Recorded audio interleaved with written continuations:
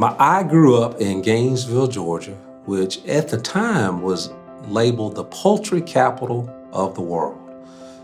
Gainesville was a small, tight-knit community, a lot of blue-collar laborers, and grew up in meager resources. We didn't have a lot of money. We were so poor we couldn't pay attention, but we did have a lot of love. Whether it was Cub Scouts, sports, church, we were always active. But Gainesville was a great place to grow up.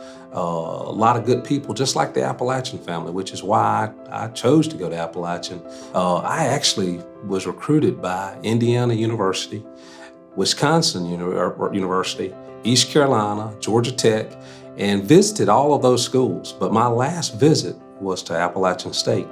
The people of Appalachian made such an indelible impression on me that I changed my commitment to Indiana University and decided to go to Appalachian. And God is good. I don't hide my faith.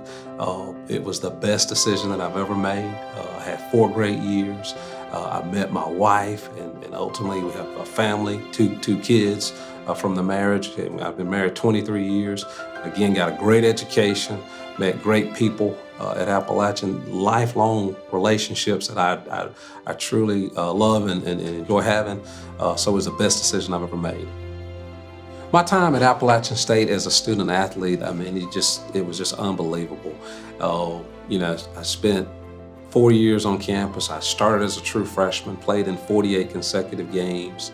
There are a lot of stories, some I can tell, some I can't, but just the network, the brotherhood of the Appalachian football family is it's unmatched. We worked our tails off from January through August.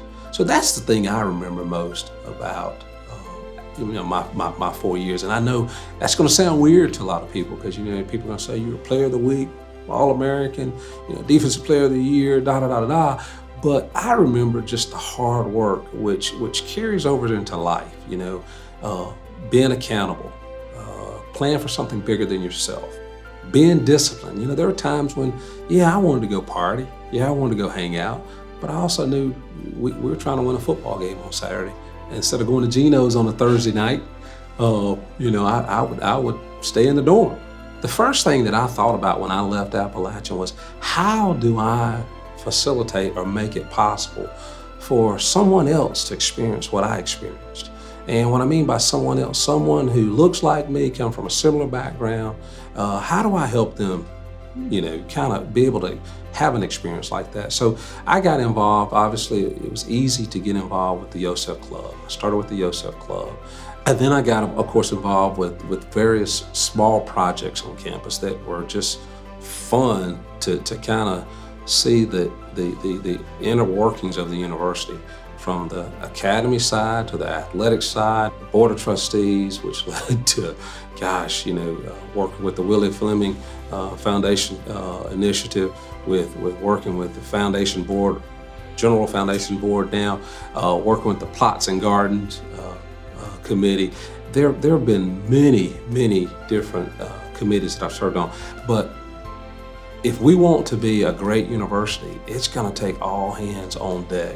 And I think that each alumni, we should all look at what we've taken from Appalachian, whether it's the rigor, academic rigor that prepared us for our careers, or just the relationships that we've developed with folks.